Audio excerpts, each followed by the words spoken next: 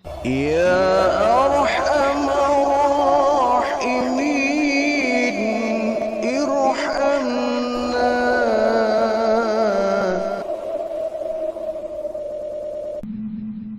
Harga ya. Mutiara yang paling berharga itu adalah nikmat iman. Dan yang sangat jauh lebih penting adalah menjaga iman itu saat Allah kemudian menumbuhkan iman dalam hati kita. Dengan kata lain, mendapatkan hidayah itu sangat penting. Tapi menjaga hidayah ini juga jauh lebih penting. Mendapatkan iman itu alhamdulillah. Tapi setelah kita mendapatkan iman, bagaimana kita berusaha agar iman kita tetap hidup untuk selama-lamanya. Karena imanlah kita ingin hidup dan semoga nanti kelak kita di akhir hidup kita menjadi orang-orang yang tetap beriman kepada Allah Subhanahu wa taala. Ada satu kisah yang sangat menarik dan sangat mengharukan. Semoga menjadi sebuah inspirasi bagi kita semuanya.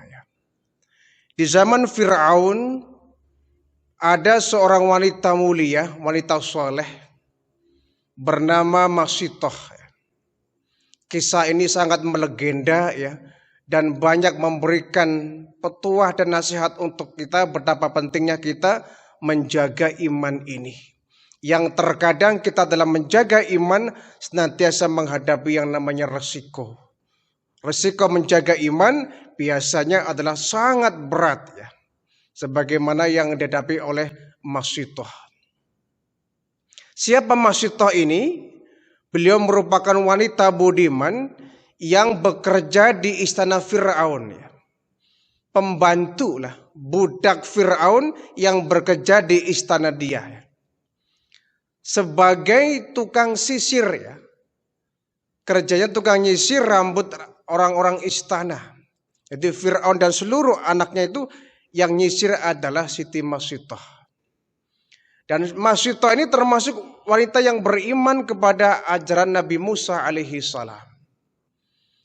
Dan iman Siti Masitoh ini disembunyikan dari Fir'aun.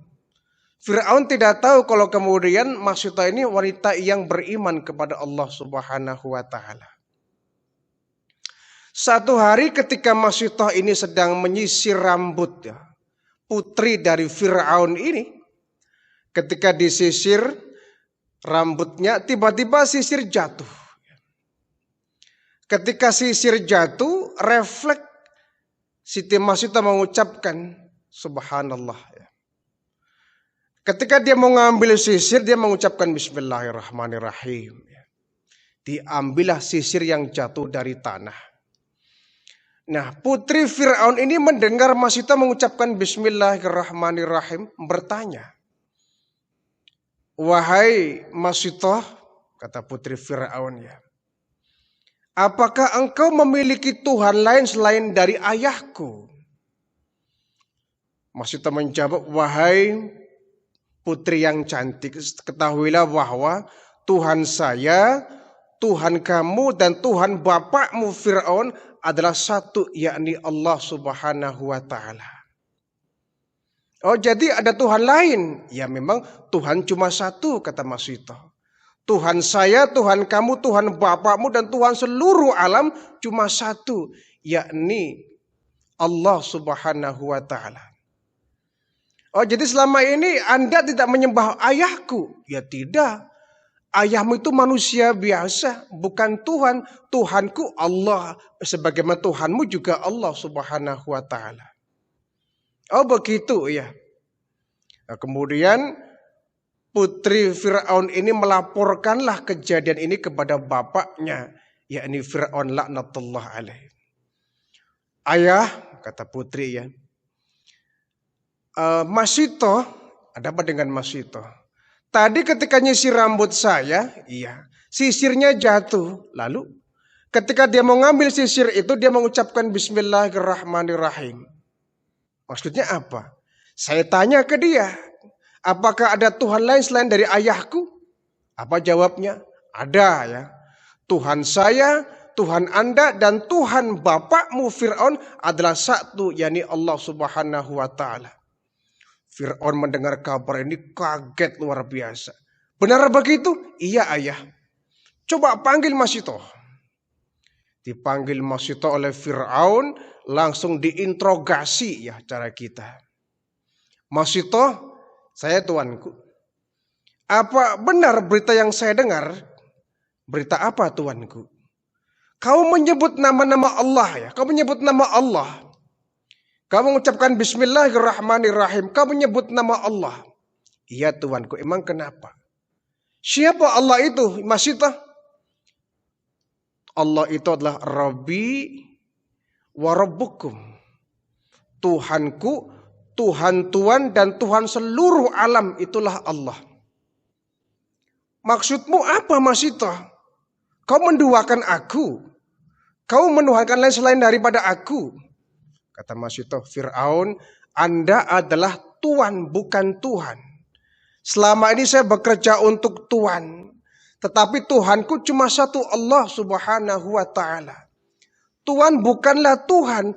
Tuhan seperti saya sama dengan manusia. Kata Fir'aun, Masito kamu gila apa ya? Enggak gila Tuhan. Selama ini saya beriman kepada Allah. Tuhan bukan Tuhan saya. Tuhan adalah manusia seperti saya. Tuhan kita semua adalah Allah subhanahu wa ta'ala.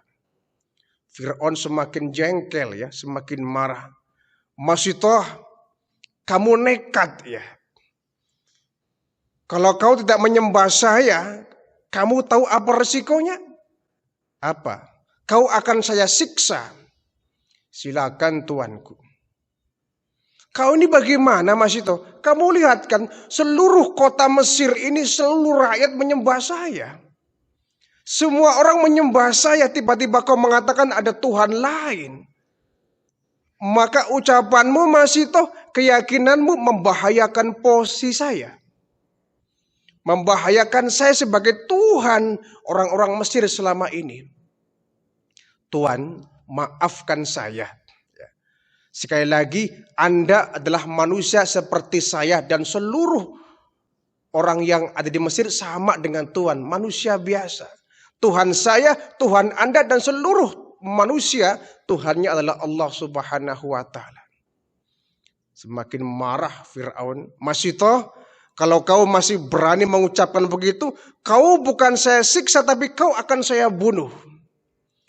Silakan Fir'aun, saya enggak takut mati.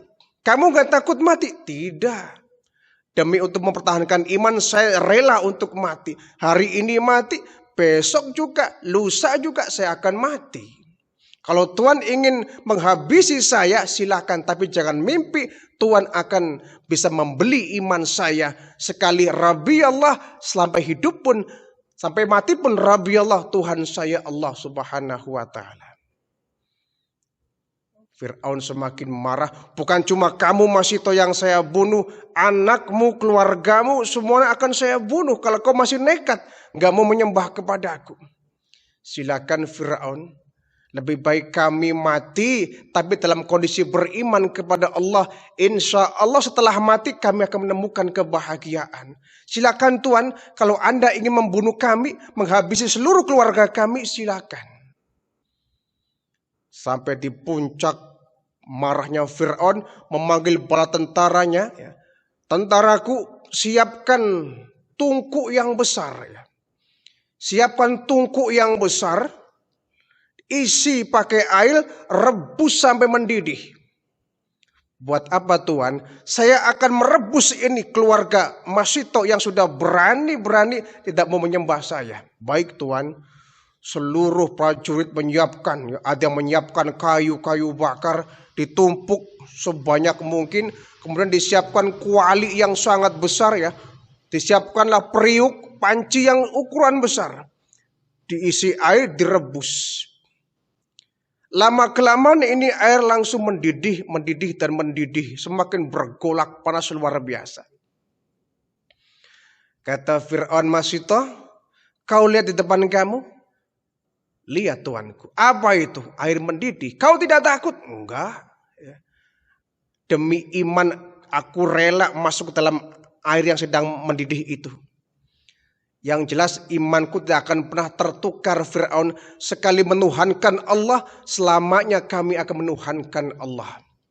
Mas Ito, kamu anak-anakmu satu persatu akan saya lempar ke dalam air yang menggelegak mendidih itu. Silakan Tuhan, insya Allah kami nggak akan bergeming. Kami tetap menjadi hamba Allah, nggak akan mungkin menyembah kepadamu yang sama manusia. Baik. Dia langsung menyaksikan, dikumpulkan seluruh rakyatnya. Hai rakyatku, saksikan ini ya. Ini akibatnya kalau kalian gak mau menuruti omonganku. Barang siapa yang gak mau menyembah kepadaku, nasibnya akan seperti Mas Ito. Jadi dikumpulkan seluruh rakyat untuk dijadikan contoh. Anaknya satu persatu diangkat oleh Algojo ya. Diangkat, dilempar ke dalam air yang sedang mendidih panas luar biasa. Si anak menjerit, meregang nyawa, menggelepar di tengah-tengah api yang bergejolak panas. Anaknya yang pertama, yang kedua, yang ketiga terus bergiliran dilempar oleh Algojo di tengah-tengah api air yang sedang bergejolak panas mendidih. Yang terakhir ini bayinya yang masih menyusui. Yang masih menyusui usia 1 tahun barangkali ya, masih menyusui. Melihat bayinya direbut oleh sang Algojo, diangkat ke atas, mau dilempar ke air yang mendidih. Sempat menetekkan air mata. Sampai meneteskan air mata nih Mas Ito ini. Sampai hampir melarangnya, cuma tiba-tiba aneh luar biasa keajaiban dari Allah Subhanahu wa taala. Sang bayi ini kemudian bicara. Ibuku jangan menangis. Jangan menangis ibu. Biarkan aku terlempar ke dalam air yang menggejolak itu. Biarkan kita mati semua, nggak apa-apa ibu. Jangan khawatir, jangan ragu-ragu. Kita pasti akan berkumpul dalam surga. Bayinya masih merah, masih disusui, masih udah bicara. Sudah pandai bicara atas izin Allah itu. Diangkat oleh Algojo ini bayi yang masih menyusui. Terlemparlah anak itu sampai jatuh di tengah-tengah air yang sedang mendidih bergejolak panas itu. Kata Mas Ito, selamat jalan anakku. Ya, hari ini kita semuanya dihabisi oleh Fir'aun. Tapi insya Allah setelah ini kita akan tersenyum lepas anakku. Kita akan bahagia. Kita semua akan berkumpul ke dalam surga. Pertahankan iman kalian, ibu bangga kepada kalian semua. Kalian sudah berani mengorbankan jiwa raga demi untuk menjaga iman kalian. Insya Allah setelah ini kita akan bahagia. Anaknya satu persatu habis. Sekarang giliran Mas Ito diangkat oleh Algojo, diikat kakinya, tangannya, diangkat beramai-ramai, dilempar ke dalam air yang mendidih. Sehingga anaknya, Mas Itonya habis semua, dilalap oleh air yang mendidih panas luar biasa. Demi apa? Untuk menjaga iman kita. Luar biasa ya. Sampai segitunya Mas Ito merelakan badannya habis meleleh dimakan oleh air yang bergejolak panas luar biasa itu. Nah harinya oleh Fir'aun setelah meninggal semua ini Mas Ito sama anak-anaknya diangkat dari air yang mendidih. Ya, sudah melepuh badannya, tinggal tulang belulang. Oleh Fir'aun dikumpulkan itu. Tulang belulang Mas Ito dengan anak-anaknya itu. Dikuburlah jasad yang sudah nggak berbentuk itu dengan tulang belulangnya ini. Sehingga ada satu kisah ketika baginda Rasulullah Sallallahu Alaihi Wasallam ketika beliau Isra Mi'raj ya, didampingi oleh malaikat Jibril, beliau melintas ya. Ketika beliau sedang dari Masjidil Haram sampai Masjidil Aqsa, di tengah-tengah perjalanan beliau mencium ada aroma yang sangat wangi, harum semerbak luar biasa. Kata baginda Rasul, Jibril, ini aroma apa ya? Wangi sekali. Saya belum pernah mencium aroma sewangi ini. Ini aroma apa Jibril? Kata Jibril, wahai Muhammad, Anda baru saja melewati satu makam. Makam siapa? Makam seorang wanita soleh di zaman Fir'aun. namanya Masitoh. Masitoh siapa beliau? Masitoh adalah dulu wanita yang pernah bekerja di zaman Fir'aun yang mempertahankan imannya sampai sekeluarganya direbus oleh Fir'aun. Makamnya terasa wangi dicium oleh baginda Rasulullah. Lebih wangi dari minyak misik sekalipun. Jadi inilah contoh dari seorang wanita budiman yang berani untuk mempertahankan imannya walaupun nyawanya harus terlepas. Harus berani menghadapi siksaan yang luar biasa. Lalu bagaimana dengan kita yang hidup di zaman sekarang ini yang terkadang tidak tanggung-tanggung, tidak segan-segan, kita sering menjual iman kita demi untuk kepentingan duniawi, demi untuk meraih jabatan, demi untuk mendapatkan kedudukan yang tinggi. Terkadang iman kita sering tergadaikan. Iman kita sering luntur dan lentur. Iman kita sering rapuh karena tawaran duniawi. Ada yang ingin kaya kemudian iman dijual. Karena ia mendapatkan jabatan yang tinggi kemudian iman pun tergadaikan.